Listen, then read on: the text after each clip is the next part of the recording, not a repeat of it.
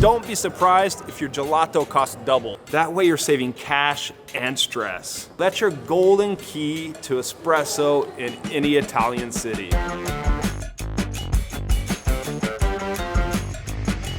Italy's the dream until reality hits with late trains, tourist traps, and churches that won't open for your tank top. I've been living in Italy and traveling around for over 20 years, and believe me, I've made every mistake in the book. But today, I'm gonna give you the cheat sheet so you can master Italy. And stick around because there's one mistake that even the locals fall for. We'll get to that later. Let's go. Andiamo. Packing wrong. Tourists pack for summer. Italians, they dress for Milan Fashion Week. Flip-flops on cobbles, shorts in cathedrals, and jerseys from rival football teams. You're here to blend in, not broadcast. I just got off the cruise ship. So think casual cool. Breathable fabrics, neutral colors, and avoid those basketball jerseys. This isn't Epcot. If your outfit screams tourist, don't be surprised if your gelato costs double. Expecting American service. Italy's slow, and that's exactly the whole point. But tourists get frustrated when meals aren't rushed, menus aren't explained, and no one brings the bill unless asked. You're not being ignored.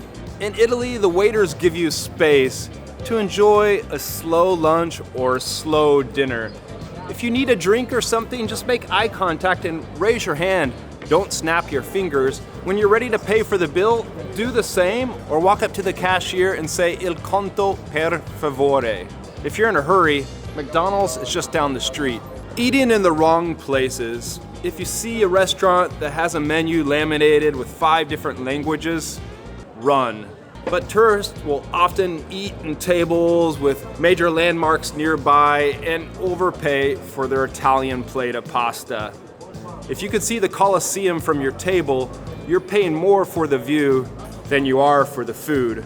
So, my advice, just walk 5 or 10 minutes out of the historic center. Look for places with locals, look for handwritten menus, and restaurants that care more about what they're serving than they do about their TripAdvisor rating. Ordering coffee on the go. In Italy, coffee isn't a beverage, it's a ritual. But tourists get cappuccinos to take away in a paper cup, sip them while they're speed walking as if they're late for a meeting. So slow down, order coffee like a local, un cappuccino per favore, and slam it down in 90 seconds there at the bar. You're in Italy, this is what you're here for.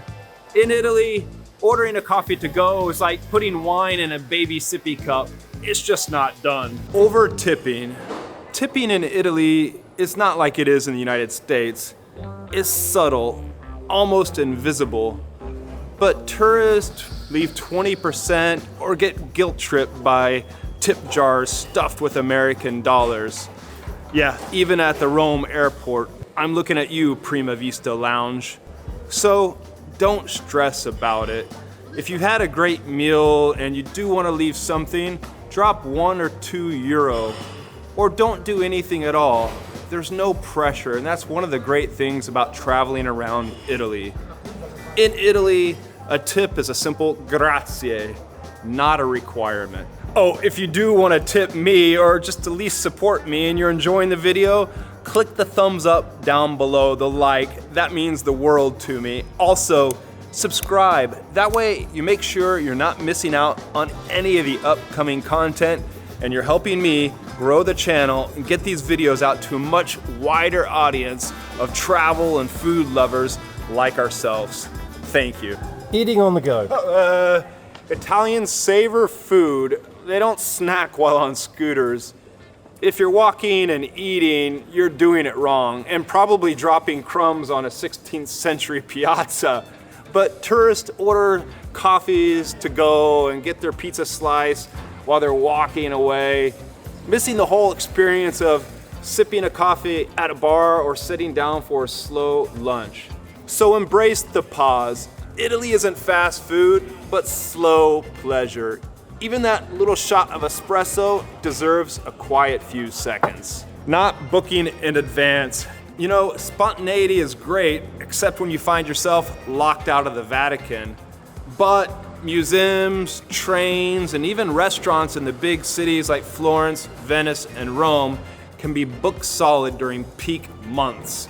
Even one of my viewers, one of you subscribers, I love all of you, wrote in and said they couldn't get tickets to go up to the top of the Duomo Cathedral in Florence because they didn't book enough in advance. Oh, that's terrible, you're missing out. So, for those big items, the Last Supper in Milan, the Colosseum in Rome, the Uffizi Art Gallery in Florence, make sure you're booking 1 month out. That way you're not going to miss out. For trains, well, give yourself a couple of months. You're gonna get the best prices in at least 2 to 3 days. That way you're saving cash and stress. Oh, and I did some research for you. If you wanna buy tickets, go right to the source. So for the Last Supper up in Milan, that'll cost you €15. The website is lastsupper.shop. Yeah, it sounds strange, but that's the website, and it's in English. Buy your tickets. For the Colosseum in Rome, well, it's the Italian word colosseo.it, and that's the Italian site ending. Colosseo.it, and it costs €18, and I think you can only book those 1 month out, no sooner. For the Uffizi Art Gallery in Florence, well, you're gonna go to the website uffizi.it, Simple Simon. When you're there, you click English and such, and it'll take you to a website, a ticketing website called B-Ticket. Tickets for that are €25. You can wing it in Italy, just don't wing it at the big items. Relying on credit cards everywhere. Cash isn't dead in Italy, it's alive and well. Tiny trattorias and your corner gelaterias, they all love cash. But tourists show up here in Italy with a credit card only and a PIN that they left somewhere back home, and bank machines that are mysteriously not working. Yeah, I'll tell you from experience, the first time you arrive in Europe, for US credit cards or non-European credit cards and bank cards, they always have problems. So show up with some cash in hand. Yeah, a little €5 bill or a couple of 50s, they're always gonna get you out of a pinch. You're gonna need some coins and bills when you're around at the buses, the tobacco stands, or the souvenir shops, or going to an emergency bathroom break. That €2 coin, well, that's your golden key to espresso in any Italian city. Trusting in the Italian train system without giving yourself any wiggle room. But in Italy, trains are almost guaranteed and delays are a certainty, or your money back. In Italy, Italian trains aren't late, they're just fashionably on time. But tourists show up thinking everything runs like Swiss clockwork, organized, not chaotic, but that's far from the truth. So build in some buffer time.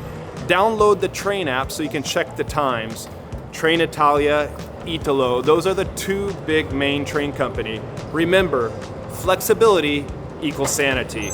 I always say trains in Italy are 90% awesome and 10% unpredictable. If you want more certainty in your life, help with planning and when you're here on the ground, how to get to and from Italy, around Italy, things to do, things to see, and of course, what to eat, well, I made an Italy Insider e-guide that you can download, have in your pocket, offline, on your phone for when you're here in Italy.